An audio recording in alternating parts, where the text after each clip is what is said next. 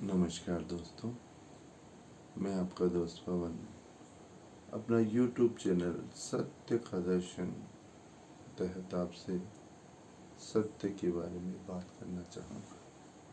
मैं अपनी बात प्रभु के नाम के साथ करना चाहूँगा। ओम नमः शिवाय। ओम त्र्यंबकं यजामहे सुगंधिं पुष्टिवर्धनम् उर्वारुकमिव बन्धनात् मृत्योर्मुक्षीयमामृतात्। ॐ भूर्भुवस्सुवः तत्सवितुर्वरेण्यं भर्गो देवस्य धीमहि धियो यो न प्रचोदयात्।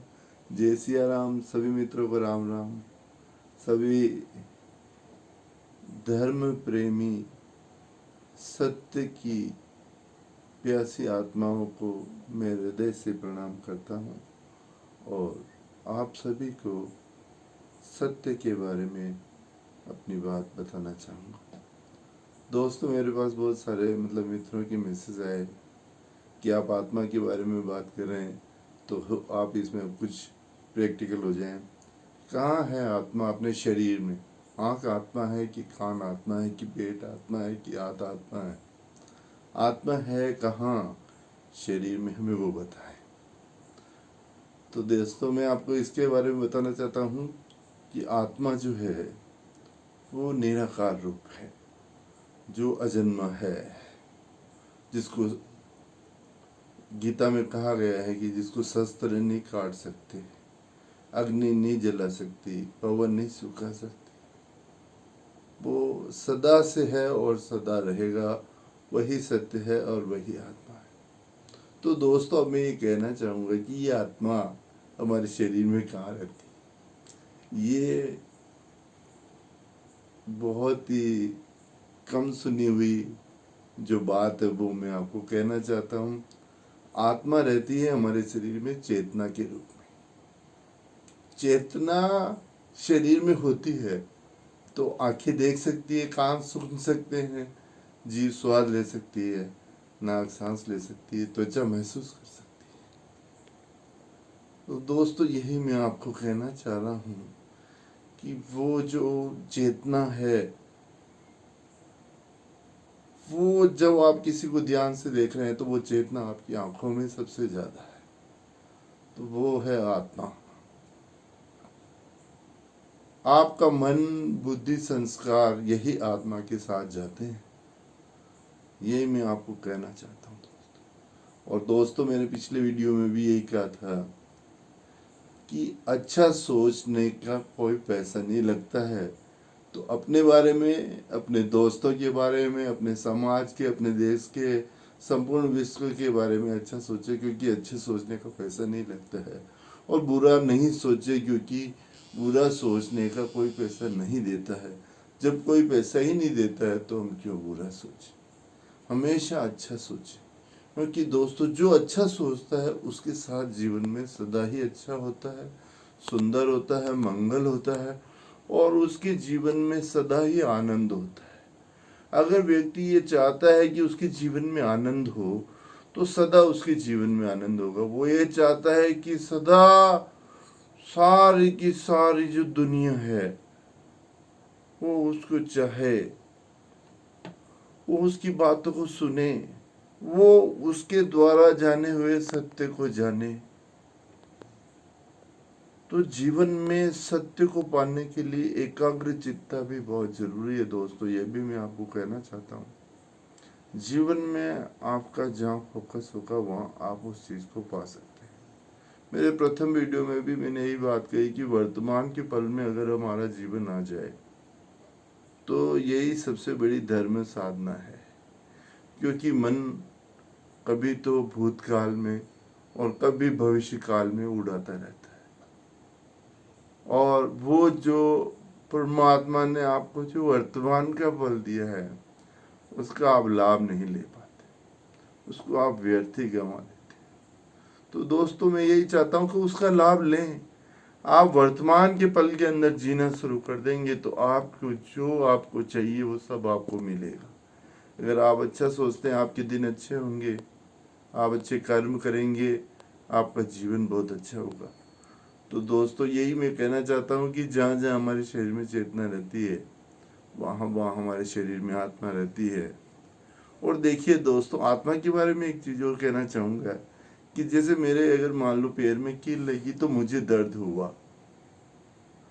तो अगर मान लो किसी दूसरे के पैर में कील लगी तो भी कैसा दर्द होगा? वैसे ही दर्द होगा जैसा मेरा दर्द हुआ। क्यों? ये जैसी आत्मा मेरे अंदर है वैसी उसके अंदर है। जब व्यक्ति स्वयं की आत्मा को जान लेता है तो सारे संसार की, जड़ की, चेतन की, सब आत्माओं को जान लेता है। वो समग्र संसार को जान लेता है, वो परमात्मा को जान लेता है। वो ये जान लेता है कि मैं परमात्मा का एक अंश हूँ। परमात्मा अगर एक सागर है तो मैं उसकी एक बूंद हूँ, और मुझे भगवान ने हरि भजन के लिए यहाँ भेजा, सनातन धर्म की सेवा के लिए, राष्ट्र की, देश की, समाज की, गली वालों, मोहल्ले वालों, रिश्तेदार, माता पिता, भाई बहन, सबकी सेवा करना, सबके साथ प्रेम से बोलना, विनम्रता से रहना, सबकी इज्जत करना, छोटे बड़े सबकी इज्जत करना, सबका सम्मान करना, जीवन में सदा ही आगे बढ़ाने वाला है। और व्यक्ति जब सभी का प्रेमी हो जाता है तो उसका धीरे धीरे हृदय चक्र सक्रिय हो जाता है, और जिसका हृदय चक्र सक्रिय हो जाता है तो सारी दुनिया उसको अपना परिवार नजर आती है। और वो जैसा अपना खुद का परिवार है वैसे समस्त संसार का, समस्त जड़ चेतन का परिवार है। और वो सजीव के साथ साथ किसी भी निर्जीव के साथ भी दुर्व्यवहार नहीं कर सकते, क्योंकि समय हमारे पास थोड़ा सा है, जीवन ज़्यादा निकल चुका, थोड़ा सा बाकी है। केवल इसी मनुष्य जीवन के अंदर 5 इंद्रियां हैं, मन बुद्धि है, जिससे हम सोच सकते हैं, किसी निर्णय पे पहुंच सकते हैं।